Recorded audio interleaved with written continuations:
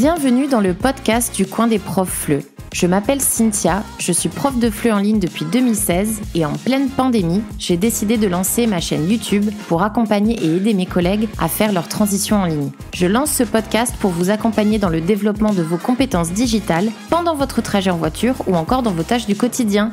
Let's go pour un nouvel épisode!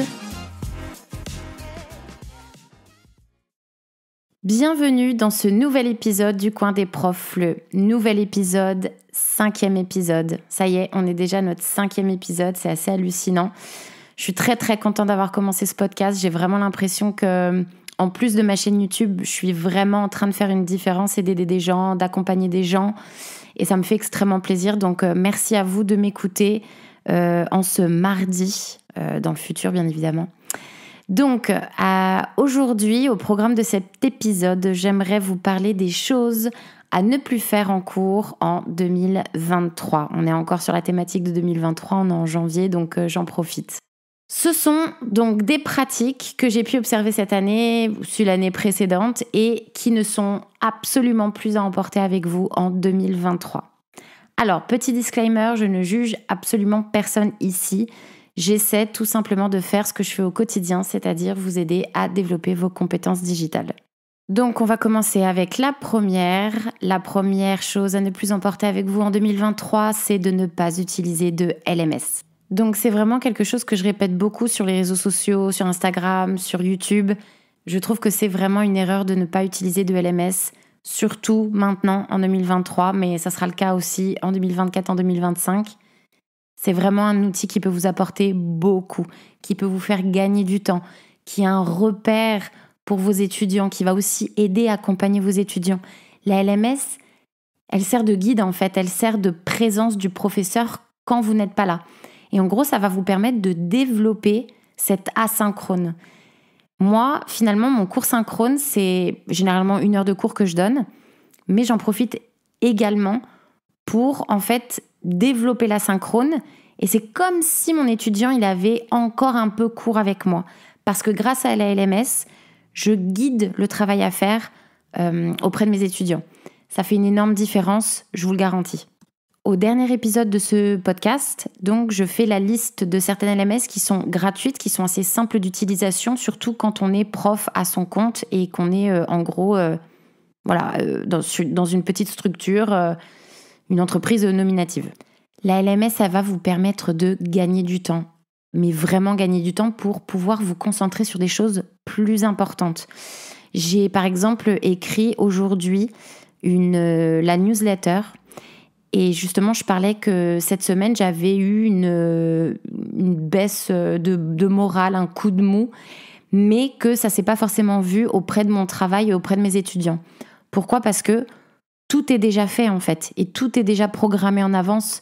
Et j'ai gagné en fait beaucoup de temps en ayant investi autant de temps à créer mes parcours asynchrones sur mes LMS. Et je sais que ça prend du temps au départ, je le sais. Souvent, les messages qu'on m'envoie, c'est « Oui, mais Cynthia, franchement, j'ai qu'un étudiant, j'ai des étudiants, ils sont différents, c'est pas le même programme, c'est pas le même manuel, je vois pas l'intérêt de le faire. » Et je comprends, c'est un argument tout à fait recevable. Mais tout ce temps investi, c'est un investissement. Ça veut dire qu'à un moment ou à un autre, ça va payer dans le futur. Je vous le dis, aujourd'hui, je peux avoir entre 10 et 15 heures de cours synchrone. Donc, j'ai 10 ou 15 étudiants par semaine. Et la préparation, en fait, ça me prend une matinée. Je fais ça le vendredi midi. Et c'est terminé, quoi. Je sais qu'au bout d'un moment, je devrais réactualiser un petit peu les documents, les questionnaires, les documents support, etc. parce que c'est un peu vieux. Mais je le ferai sans problème parce que ça sera un gros investissement, certes, mais je sais que pour les 4 prochaines années, je suis tranquille. Et donc cette semaine, comme je vous l'ai dit, j'ai eu un coup de mou et ça s'est pas vu auprès de mes étudiants. À part pendant le cours synchrone où j'avais vraiment une énergie un peu plus basse que d'habitude. Mais je veux dire, le travail à faire était là, le parcours était là, parce que le vendredi de la semaine dernière, j'ai planifié les cours, j'ai publié leur canvas, je leur ai envoyé un petit rappel comme quoi il y avait ça et ça à faire pour la semaine prochaine, et puis voilà, c'est tout, c'est terminé. Donc voilà, je ne vous dirai jamais assez à quel point, moi en tout cas, utiliser une LMS, c'est bien utiliser une LMS, ça m'a changé la vie. Donc, si vous voulez voir encore une fois à quoi ressemble une LMS, à quoi ressemblent les parcours asynchrones dont je parle assez souvent dans le podcast et aussi sur Instagram et sur les réseaux, allez voir ma chaîne YouTube. Il y a une playlist sur ma chaîne qui s'appelle LMS. Et donc, en fait, c'est plein de vidéos où je vous montre et je vous donne des exemples de comment j'utilise ma LMS. Donc, allez-y, c'est gratuit, faites-vous plaisir. Deuxième chose à ne plus emporter avec vous en 2023, justement, c'est le fait d'envoyer des documents, les ressources de cours par email. Le fait justement d'utiliser une LMS, ça va vous permettre de tout centraliser au même endroit. Bien évidemment, pour moi, une LMS, c'est pas juste un endroit où déposer des documents, je le dis très très très souvent. Il faut qu'il y ait un parcours qui soit créé, que vous fassiez un petit peu du design, si vous voulez, que vous soyez intentionnel et qu'il y ait des stratégies quand même autour de votre utilisation des LMS. Mais en tout cas, il n'y a pas pire que d'envoyer les ressources et les documents du cours par email. En gros, c'est à votre étudiant, vous laissez complètement à la charge de votre étudiant le fait de s'organiser en fait. Et le fait de placer les documents, de retrouver les documents, le travail à faire, les consignes, etc. Tout est mélangé dans les emails, vous voyez. Donc, voilà, c'est une des raisons pour lesquelles il faut vraiment commencer à utiliser une LMS. Je dirais que même le système Google Drive, dossier Google Drive, c'est encore un peu trop pas assez organisé, disons, à mon humble avis. Donc, envoyer les ressources et les documents par email, c'est un gros no-no. Et mettez-vous au LMS, ça va vraiment faciliter la vie de votre étudiant parce qu'il va retrouver exactement tous les documents par rapport au cours qu'il vient de faire ou au cours qu'il fera si vous faites la classe inversée. Et ça va énormément baisser la friction entre votre étudiant et le travail à faire. Troisième chose à ne plus faire en cours en 2023, c'est le fait de ne pas avoir un logiciel de prise de notes. Alors, un logiciel de prise de notes, en fait, tout simplement, ça peut être un cahier. Vous voyez un petit peu les cahiers de texte qu'on avait au collège, pour ceux qui ont fait le collège en France, où vous marquez un petit peu tout ce qui a été fait en cours. Le délégué de classe marquait ce qui avait été vu, fait en cours, les devoirs, etc. En gros, c'est comme un bloc-notes en fait pour vous, ou un agenda. Peut-être que vous utilisez un agenda, un gros agenda où vous pouvez vraiment mettre un petit peu tous les cours et toutes les choses que vous allez voir avec vos étudiants. Je trouve que c'est mieux peut-être de passer au format digital. Pourquoi ? Parce que vous allez avoir des liens, si vous voulez, que vous allez partager. Et donc du coup, je trouve que avoir un logiciel de prise de notes, ça va vous permettre justement de mettre aussi ces documents, ces liens qui sont des documents digitaux. Et notamment, il y a des logiciels de prise de notes qui sont absolument dingues, comme Notion. Pourquoi vous devriez commencer à utiliser un logiciel de prise de notes comme Notion ? Notion, ça ne va pas juste vous permettre en fait de prendre des notes ou de créer des tableaux, parce que vous allez me dire ça, je peux le faire sur Google Doc ou sur Excel. Ça va vous permettre aussi de vous organiser et d'avoir différents types de visions de la progression de votre travail.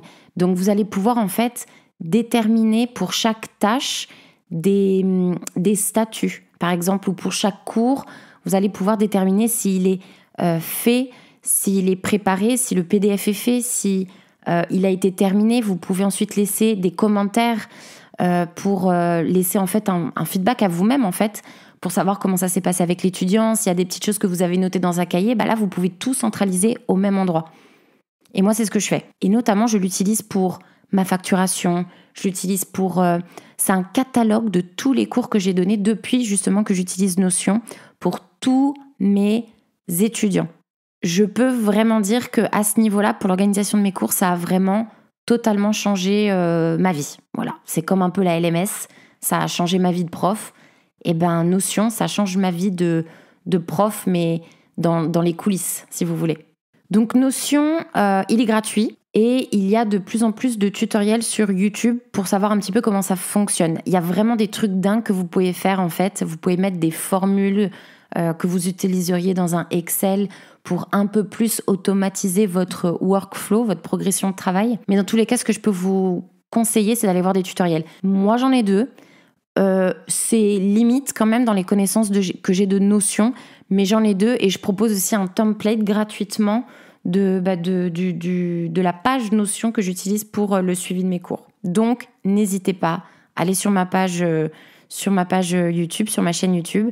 Et vous retrouverez justement, il y a probablement une playlist qui s'appelle Notion. Et donc, vous y allez, vous regardez, il y a 2 petites vidéos. Je vous montre un petit peu comment ça fonctionne, de manière très limitée, bien évidemment. Et à la fin, je vous offre un template gratuit.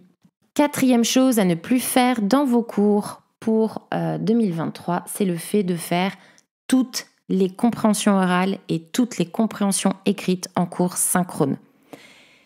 Je ne suis pas contre le fait de faire une bonne petite CO et une bonne petite CE de temps en temps en cours synchrone. Mais je trouve que de les faire systématiquement, vous perdez un temps fou et de toute façon, ce n'est pas efficace. Pourquoi ce n'est pas efficace ? Une CO et une CE, c'est un moment déjà de réception. Ça veut dire que cette phase de réception, elle peut se faire absolument à n'importe quel moment. Elle a généralement une charge cognitive qui est relativement basse. Ça veut dire qu'elle n'est pas trop compliquée pour vos apprenants, d'une certaine manière, disons. Et elle n'a pas besoin d'être faite en cours. Ce qui est bien dans une CO et une CE, c'est de faire de la compréhension globale, mais aussi de la compréhension détaillée. Comment vous voulez faire bien comme il faut de la compréhension détaillée si vous avez par exemple 15-20 personnes dans votre cours? C'est pas possible. Chaque étudiant est différent. Chaque étudiant a des stratégies de compréhension qui sont différentes. Et donc du coup, le fait de laisser vos étudiants faire les CO et les CE avant le cours, dans le cadre d'une classe inversée, mais c'est là tout l'avantage d'une classe inversée, ça va lui permettre d'écouter à son rythme, de chercher les mots à son rythme, de comprendre à son rythme et de vraiment faire comme il faut de la compréhension détaillée. Donc une petite CO, une petite CE en cours synchrone, quand on est sur de la compréhension globale, quand le document audio ou la vidéo ou le texte, c'est une sorte de petite mise en situation, un vrai document déclencheur d'une autre activité en cours, je suis complètement pour. Mais le fait de le faire systématiquement, pour moi, vous ne faites que perdre votre temps. Mais vraiment. Et donc du coup, faire ces CO et ces CE avant, pour moi, si vous voulez que vos étudiants les fassent avant, ou même après, mais qu'ils les fassent vraiment, je pense qu'il faut automatiser absolument vos questionnaires, ce qui nous mène à la chose à ne plus faire en 2023. La 5e chose, c'est de ne pas automatiser vos questionnaires. En automatisant vos questionnaires, vous allez pouvoir laisser votre apprenant seul, en autonomie, face au document en question, que ce soit oral ou écrit. Vous allez pouvoir guider. Il aura du feedback immédiat. Vous allez pouvoir, en cas de bonne ou de mauvaise réponse, donner une explication supplémentaire. Bref, vous allez pouvoir guider et être là, mais sans être là, et gagner du temps dans vos cours synchrones. Donc, si vous voulez, la 4e erreur et la 5e erreur, elles vont de pair. Ne pas faire ces CO et ces CE en cours, du moins pas systématiquement, et automatiser vos questionnaires. Vous allez gagner un temps de fou en cours synchrone. Combien de fois j'ai entendu des profs me dire « on n'a pas le temps de faire ça ». Bien sûr que si, c'est possible. Mais il va falloir, si vous voulez, déléguer ça à l'asynchrone. L'asynchrone, c'est vraiment le moment de se dire « ok, je l'exploite davantage ». Et donc, automatiser vos questionnaires, c'est pas qu'une question d'ailleurs de les laisser travailler en amont du cours ou après le cours. Le fait d'automatiser vos questionnaires, ça va vous permettre de récolter un tas de données hyper intéressantes pour vous adapter votre enseignement pendant le cours synchrone. L'avantage de la classe inversée, c'est que comme moi, mes étudiants font ça avant, je récupère ces données-là et je peux faire des adaptations très très rapides pour mon cours synchrone. Donc généralement, ce que je fais par exemple, comme ils ont déjà la correction des documents pendant qu'ils font, juste après avoir terminé le questionnaire, ils n'ont pas besoin de m'attendre pour leur donner les réponses. Ils vont les avoir automatiquement après. Pour les erreurs récurrentes, parce que je peux le voir très rapidement qui s'est énormément trompé sur telle et telle question. Dans un cas de cours en groupe, c'est hyper pratique, mais c'est aussi très pratique en cours particulier. Je vais pouvoir en fait créer un petit moment. Par exemple, je vais créer un caout où je vais mettre les erreurs les plus récurrentes. D'accord ? Parce que je systématise aussi et j'automatise aussi ma grammaire et ils la font avant le cours. C'est ce que je fais dans le cadre de la classe inversée. Ça ne veut pas dire qu'on ne voit pas ça en cours, mais on le fait différemment, on gagne du temps. Donc du coup, je mets les réponses qui ont posé le plus de problèmes à mes étudiants, puis ensuite on fait un petit caout, on s'amuse. Parfois, ils n'ont même pas de notion que ça vient du questionnaire en question. Et c'est d'autant plus cool que dans le cadre de la classe inversée, pour ceux qui n'auraient pas fait leur devoir avant de venir en cours, du coup, c'est une sorte de révision pour eux. Et là, grâce à ça, on fait 2 fois la correction. Sauf que cette deuxième phase de correction, elle est plus centrée, elle est plus focalisée et précise sur ce qui pose vraiment problème. Et donc, au lieu d'avoir été corrigés seulement une fois, ils ont été corrigés 2 fois. Plus ils vont être corrigés, plus ça va rentrer. Donc, automatisez tous vos questionnaires. Et si vous utilisez une LMS, l'idéal, bien évidemment, c'est que tout soit centralisé dans la plateforme. C'est-à-dire que vous créez le questionnaire via l'outil de questionnaire de la LMS en question. C'est encore mieux si vous faites comme ça. Dernière erreur et dernière chose à ne plus faire en 2023, c'est de ne pas utiliser un Google Doc pour corriger les PU. Alors, il y a beaucoup de LMS qui proposent déjà des outils de correction de texte, de production écrite. Mais franchement, à chaque fois, ça me fait pas kiffer. Celle de Canvas, je l'aime pas. J'en connais pas forcément d'autres, mais je les aime pas. Donc du coup, ce que je fais, et ce que je fais depuis quelques années, je ne m'embête plus. Toutes les productions écrites qu'on va voir et que les étudiants vont faire tout au long de la session, elles sont sur un seul document. Ce document, c'est un document qui est nominatif pour chaque étudiant. Si j'ai 15 étudiants, j'ai 15 différents Google Docs. Le Google Doc, il porte son nom. Et ensuite, on l'organise en titres pour mieux se retrouver dans le sommaire, parce que ça va permettre de créer un sommaire. Et ensuite, j'utilise l'outil suggestion pour corriger. Ça me permet de corriger en 2 fois plus de temps, tout en ayant cette visibilité pour l'étudiant quand il y a une erreur et quand il y a une correction. Parce que ça va barrer ce que j'enlève et ça va mettre en vert ce que je rajoute. Et c'est trop bien, il n'y a qu'un seul document par étudiant. Vous imaginez que là, il n'y a plus de « vas-y, tu m'envoies un document ». Moi, je prends le document. Parfois, ils t'envoient un doc, parfois, ils t'envoient un PDF.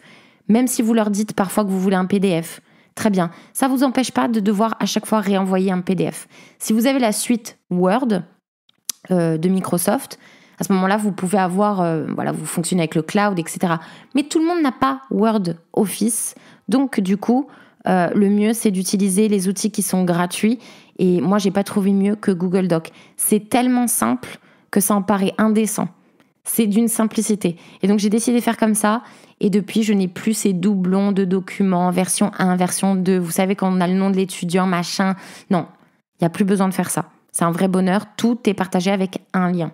Et c'est un lien qui est très facile en plus à mettre, par exemple, en cours particulier sur la LMS, si vous donnez un truc à faire. Par exemple, faire une production écrite sur un sujet du DELF, vous mettez peut-être le sujet du DELF, et puis vous mettez le lien vers le Google Doc, et c'est réglé. Voilà. Aussi simple que ça. Voilà, nous arrivons à la fin de cet épisode sur les choses à ne plus faire en cours en 2023. J'espère qu'il vous aura été utile. Si c'est le cas, n'hésitez pas à partager ça sur les réseaux. Et j'espère que mon énergie était au rendez-vous aujourd'hui. Je ne suis pas sûre, mais en tout cas, j'ai essayé. Voilà, je vous souhaite à tous une excellente journée, une excellente semaine et je vous dis à très bientôt. Ciao! Si cet épisode vous a plu, n'hésitez pas à noter le podcast, laisser un avis et à le partager sur vos réseaux. À bientôt dans un nouvel épisode.